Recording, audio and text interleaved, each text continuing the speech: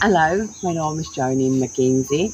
Hierdie is my meisiekinders Leonay en Marjanay en ons is in Suid-Afrika op die Suidkus en ons kyk huidiglik na my sussie Merley wat in stage 4 met Huntington's disease is. Ons kyk nou al vir 3 jaar na haar. Ons het 4 jaar voor dit na my ma gekyk wat ook Huntington's disease het en ongelukkig oorlede is by ons huis. En voor dit, net rukkie voor dit, is my pa ook oorlede. So dis net ek en my man en my meisiekinders wat na my sussie kyk wat Huntington's het. En soos almal weet, in Suid-Afrika is daar geen hulp wat ook al daar is,